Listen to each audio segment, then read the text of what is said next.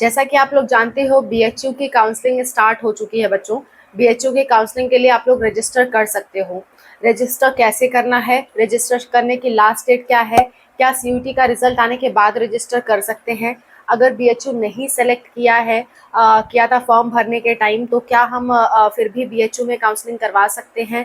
Fees कितनी लगेगी, क्या कंप्लीट प्रोसेस है, कौन कौन से डॉक्यूमेंट्स लगेंगे, सारी बातें आज के वीडियो में हम डिस्कस करेंगे बीएचयू काउंसलिंग से रिलेटेड। ये सीयूटी यूजी की काउंसलिंग के बारे में मैं बात कर रही हूँ, नीट की काउंसलिंग या अदर काउंसलिंग के बारे में ये वीडियो नहीं है। ये उन्हीं बच्चों के लिए वीडियो है जिन्होंने सीयूटी यूजी का एग्जाम दिया है। ठीक है, तो चलो स्टार्ट करते हैं और समझते हैं बीएचयू काउंसलिंग के बारे में। Hello everyone, welcome to Spark Up Classes. This is Suman Yadav. सबसे पहला सवाल तो बच्चों का ये होता है कि मैम अभी तो रिजल्ट ही नहीं आया है, हम लोग कितने दिन से वेट कर रहे हैं, रिजल्ट बार बार डिले हो जा रहा है। मैंने खुद बताया था कि 26 को रिजल्ट आने वाला था, लेकिन फिर से डिले कर दिया गया। बार बार रिजल्ट में डिले हो रही है। एनटीए की तरफ से लापरवाहियाँ कितनी है वो तो आप लोग जानते ही हो। तो जब भी रिजल्ट आ जाएगा मैं डेफिनेटली आपको इन्फॉर्म करूंगी। फिलहाल मैं उससे रिलेटेड वीडियोज अब नहीं बना रही हूँ, क्योंकि लोग मुझे ही झूठा कहने लग रहे हैं कि मैं बार बार अलग अलग डेट बता रही हूँ। क्योंकि बच्चों जैसी डेट आ रही है वैसे मैं आपको इन्फॉर्मेशन दे रही हूँ। खैर, बात करते हैं ये कि क्या रिजल्ट के बाद भी हम बीएचयू के लिए काउंसलिंग के लिए रजिस्टर कर पाएंगे। तो आंसर है बच्चों हाँ भी और नहीं भी। बताती हूँ कैसे। क्योंकि रिजल्ट आपका आने वाला था और अभी तक नहीं आ रहा है, तो कुछ कह नहीं सकते कब तक आएगा। जब तक आ ना जाए तब तक हम कुछ नहीं कह सकते, बार बार डेट दे के टाल दी जा रही है। तो बीएचयू के जो काउंसलिंग की रजिस्ट्रेशन वो प्रोसेस है वो आपकी 5 अगस्त तक चलेगी। 5 अगस्त से पहले अगर रिजल्ट आ जाता है तो अच्छी बात है, रिजल्ट के बाद आप कर लेना। लेकिन 5 अगस्त के बाद अगर रिजल्ट आने वाला है तो आप रिजल्ट के बाद नहीं कर पाओगे, क्योंकि इसकी एक स्पेशल डेट है बीएचयू काउंसलिंग की कि 5 अगस्त के बाद आप नहीं कर सकते। तो बच्चों को रिजल्ट आए या ना आए, 5 अगस्त से पहले पहले आप कर देना अगर आप बीएचयू में काउंसलिंग करवाना चाहते हो तो। अब आप सोचोगे मैम हमें कैसे पता चलेगा कि हमारे मार्क्स कितने आ रहे हैं, हम इसमें अप्लाई करें या ना करें। तो बच्चों आप एक अंदाज लगा सकते हो और उस हिसाब से इसमें अप्लाई कर सकते हो, और कोई रास्ता नहीं है। ठीक है, पहले सवाल का आंसर आपको मिल गया। दूसरा सवाल ये है कि बीएचयू की अगर हमने फॉर्म भरते टाइम बीएचयू नहीं भरा था ऑप्शन में, तो क्या हम बीएचयू की काउंसलिंग में पार्टिसिपेट कर सकते हैं। तो आंसर है हाँ। पिछले साल ऐसा नहीं करने दिया था बीएचयू ने, बाद में जाकर के इसको अलाउ किया था। जब वेबसाइट का काउंसलिंग प्रोसेस स्टार्ट हुआ था तो पिछले साल उन्होंने मना कर दिया था। लेकिन इस साल ऐसा कुछ भी मना नहीं है, आप बिल्कुल कर सकते हो, चाहे आपने बीएचयू भरा हो या ना भरा हो। ऐसा कोई रिस्ट्रिक्शन बीएचयू वालों ने नहीं दिया है, तो आप सभी लोग बीएचयू के लिए काउंसलिंग करवा सकते हो। ठीक है, 2 सवाल के जवाब आपको मिल गए। तीसरा सवाल ये, बीएचयू काउंसलिंग में कितने पैसे लगते हैं। तो देखो बच्चों, बीएचयू में 2 तरह की सीट्स होती हैं। एक नॉर्मल गवर्नमेंट सीट होती है और दूसरी गवर्नमेंट सीट होती है बट पेड होती है। पेड कहने का मतलब उस सीट के लिए आपको ज़्यादा पैसे देने पड़ेंगे। ठीक है, जैसे मान लो नॉर्मली किसी बीएससी कोर्स के लिए आपको 15,000 रुपये लगते हैं, तो पेड सीट के लिए आपको 30-40 हज़ार रुपये देने पड़ेंगे, ऐसा होता है। तो मैं दोनों की आपको काउंसलिंग फीस बता देती हूँ।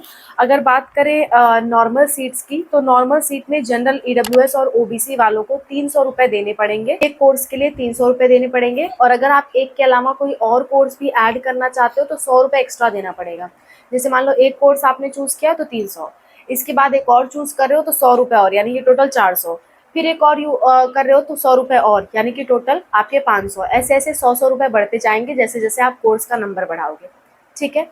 सिमिलरली एससी एसटी पीडब्ल्यूडी वालों के लिए एक कोर्स के लिए 150 रुपये लगने हैं, लेकिन एक से ज़्यादा अगर आप कोर्स चूज़ करते हो तो 50 रुपये आपको एक्स्ट्रा देने पड़ेंगे। जैसे आपने 2 कोर्स चूज़ किए तो 200 रुपये लग जाएंगे, क्योंकि एक कोर्स का 150 है, सेकंड वाले का 50 है। फिर आप तीसरा कोर्स चूज़ करो तो 50 और जुड़ जाएंगे, यानी कि 250 हो जाएगा। ऐसे ऐसे करके आपकी फीस लगेगी। नेक्स्ट बात कर लेते हैं पेड सीट्स की। पेड सीट में क्या होता है बच्चों कि आपको कुछ पैसे एक्स्ट्रा देने पड़ते हैं, जितनी फीस है उससे ज़्यादा आपको फीस देनी पड़ती है, उसे हम पेड सीट्स कहते हैं। ये हर कोर्स के लिए नहीं होता है, कुछ ही कोर्स के लिए पेड सीट अवेलेबल है, सभी कोर्सेज के लिए नहीं है। तो पेड सीट की बात करें तो पेड सीट में आपको 700 रुपये लगते हैं काउंसलिंग के लिए, 700 रुपीज़। चाहे आप जितने कोर्स चूज़ कर रहे हो, चाहे आप जिस भी कैटेगरी के हो। ठीक है, आपको 700 रुपये देने पड़ेंगे। क्लियर। अच्छा, पेड सीट में आप अप्लाई कर रहे हो तो 700 में आपका नॉर्मल सीट भी आ जाएगा, पेड सीट भी आ जाएगा। दोनों में से आपको जो मिलना होगा आपको मिल जाएगा। ये डिपेंड करेगा कि आप प्रेफरेंस लिस्ट क्या भर रहे हो काउंसलिंग के टाइम पे। इस बारे में भी मैं आपको बताऊंगी। फिलहाल आई होप आपका फीस वाला डाउट क्लियर हो गया। ठीक है। अच्छा, अब बात करते हैं तीसरे चीज़ की, एलिजिबिलिटी की। कई सारे बच्चों को पता नहीं होता है कि हम इस कोर्स के लिए एलिजिबल हैं कि नहीं है, क्योंकि हर कॉलेज की अपनी अलग एलिजिबिलिटी है, अपनी अलग डिमांड्स हैं। तो क्या है ना कि बच्चे कन्फ्यूज़ हो जाते हैं। तो इसके लिए बीएचयू ने बहुत अच्छा सॉल्यूशन निकाल रखा है। जैसे ही आप काउंसलिंग के लिए, काउंसलिंग 3 स्टेप में होती है। जैसे ही आप फर्स्ट स्टेप कंप्लीट करोगे अपनी बेसिक डिटेल्स की और डॉक्यूमेंट्स अपलोड की, तो सेकंड स्टेप में आपका एलिजिबिलिटी चेक अपने आप सामने आ जाता है कि आप किन कोर्सेज़ के लिए एलिजिबल हो, किन कोर्सेज़ के लिए नहीं हो। तो उसी हिसाब से आप कोर्स चूज़ कर पाओगे। ठीक है? तो आपको परेशान होने की ज़रूरत नहीं है कि आप कौन से कोर्स के लिए एलिजिबल हो, कौन से के लिए नहीं।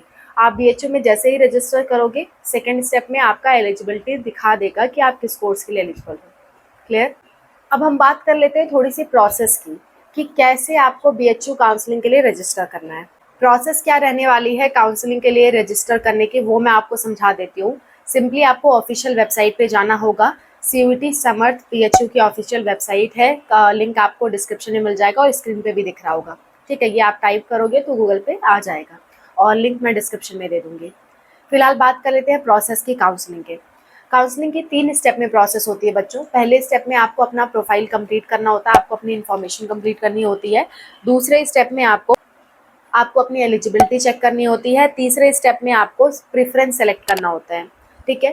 प्रेफ़रेंस सेलेक्ट आपको तब करना होगा जब आपका रिज़ल्ट आ जाएगा। अभी आपको प्रेफ़रेंस सेलेक्ट नहीं करना है। अभी सिर्फ़ आपको रजिस्टर करने की 2 प्रोसेस कंप्लीट करनी है। एक अपनी कंप्लीट प्रोफाइल आपको पूरा करना है, दूसरा आपको एलिजिबिलिटी चेक करना है। ठीक है? ये 2 प्रोसेस आपको करनी है अभी।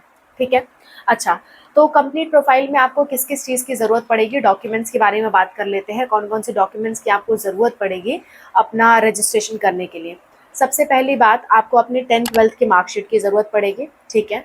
अगर आपने कैटेगरी चेंज करना चाहते हो तो यहाँ पे आप चेंज कर सकते हो, उसमें कहीं कोई दिक्कत नहीं है। मान लो आपने जनरल कर दिया था क्योंकि आपका कोई कैटेगरी नहीं था, कैटेगरी सर्टिफिकेट, तो आप अभी भी चेंज कर सकते हो, अभी भी अप्लाई कर सकते हो। ठीक है? तो अपना नया कैटेगरी सर्टिफिकेट अप्लाई करना, पुराना नहीं। जैसे कि अगर आप ईडब्ल्यूएस और ओबीसी हो, तो आप 1 अप्रैल 2024 के बाद का ही कैटेगरी सर्टिफिकेट अप्लाई करोगे। उसके पहले का मान्य नहीं है, उसके पहले का रिजेक्ट कर दिया जाएगा या फिर आपको जनरल कंसिडर कर लिया जाएगा। तो आप ये याद रहे, इसमें कोई रिस्क मत लेना, कोई चांस मत लेना कि चलो लगा के देख लेते हैं, क्या पता हो ही जाए। जो नियम है वो नियम है बच्चों, नहीं होगा उसमें। ठीक है? 1 अप्रैल 2024 के पहले का है ईडब्ल्यूएस और ओबीसी का, तो आपका मान्य नहीं है। हाँ, एससी, एसटी, पीडब्ल्यूडी हो तो आप बिल्कुल लगा सकते हो, कहीं कोई दिक्कत वाली बात नहीं है। ठीक है?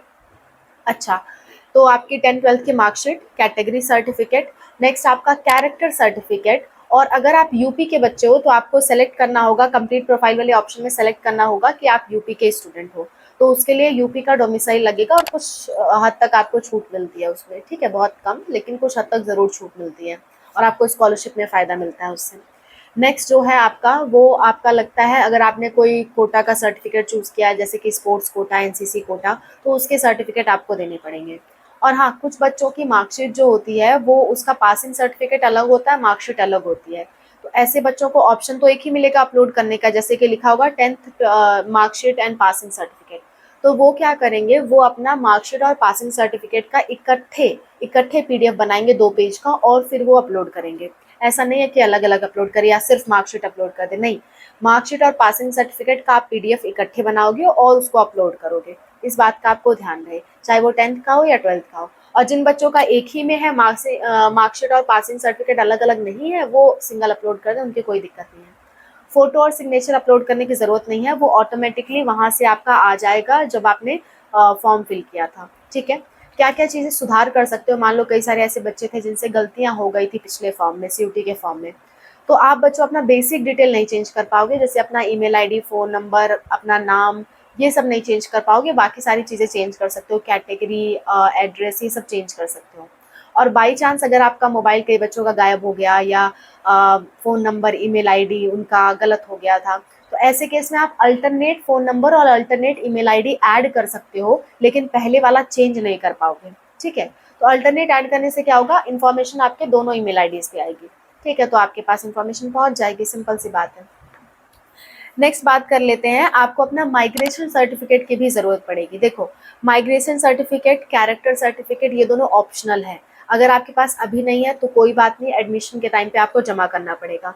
अभी जमा कर दो तो झंझट से दूर रहोगे, सिंपली आपका वो स्कैन होके चला जाएगा। ठीक है, तो अगर आपके पास अभी है तो ज़रूर जमा कर देना, नहीं है, टाइम से पहले नहीं बन पा रहा है आपका, तो आप एडमिशन के टाइम तक रेडी रखना। ठीक है, इतने सारे डॉक्यूमेंट्स आपके लगने वाले हैं। आई होप आपको सारी बातें क्लियर हो गई होंगी। एक बार मैं रिवाइज कर दे रही हूँ। मैं रजिस्ट्रेशन की लास्ट डेट 5 अगस्त है, चाहे रिजल्ट आए या ना आए, 5 अगस्त इसकी लास्ट डेट है। डेट आगे बढ़ती है तो मैं ज़रूर आपको इन्फॉर्म करूँगी, पर फिलहाल डेट यही है। ठीक है, दूसरी बात, इसका जो फीस है वो मैंने आपसे डिस्कस कर लिया है कि जनरल वालों का 300 लगता है और एडिशनल ऐड करने पे 100 रुपये एक्स्ट्रा लगते हैं। नेक्स्ट बात ये कि 3 स्टेप में आपका रजिस्ट्रेशन होता है। फिलहाल आपको 2 स्टेप कंप्लीट करनी है। प्रेफरेंस आपको तब सेलेक्ट करना होगा जब आपका रिजल्ट आ जाए। नेक्स्ट आपकी बात ये है कि आपका जो डॉक्यूमेंट्स है वो मैंने आपको सब बता दिए हैं, और आपको ये भी बता दिया है कि अगर आपने BHU नहीं भी सिलेक्ट किया था तो भी आप काउंसलिंग में जा सकते हो और अपनी एलिजिबिलिटी वहाँ से चेक कर सकते हो। ठीक है, चेक भी कर सकते हो और पार्टिसिपेट भी कर सकते हो। नेक्स्ट बात ये कि अगर आप यूपी के स्टूडेंट हो तो अपना यूपी का डोमिसाइल लगाना मत भूलना, कहीं ना कहीं वो आपको फ़ायदा देगा। ठीक है, thank you so much for watching. ये सारी बातें थी काउंसलिंग से रिलेटेड। आप सभी लोग काउंसलिंग में ज़रूर पार्टिसिपेट करें अगर आपके मार्क्स उस हिसाब के हैं तो, वरना आपके पैसे वेस्ट जाएंगे। बहुत सारे कॉलेजेस की काउंसलिंग चालू होगी रिजल्ट के बाद से। फिलहाल DU की और BHU की ही स्टार्टेड है। ठीक है, अगर आपको किसी और चीज़ की काउंसलिंग के बारे में जानना है तो आप बिल्कुल पूछ सकते हो, या किसी भी एग्ज़ाम के बारे में जानना है तो आप बिल्कुल पूछ सकते हो। और अगर आप कंफ्यूज्ड हो कि जॉब से रिलेटेड, कई सारे बच्चों को ऐसा लगता है कि कोर्स करने के बाद तुरंत जॉब लग जाती है, तो एक बार ये वीडियो ज़रूर देखो बच्चों, इससे आपकी कन्फ्यूजन दूर होगी। और DU काउंसलिंग के लिए आप ये वाली वीडियो देख सकते हो। ठीक है, this is all about the video. Thank you so much for watching. Bye, take care.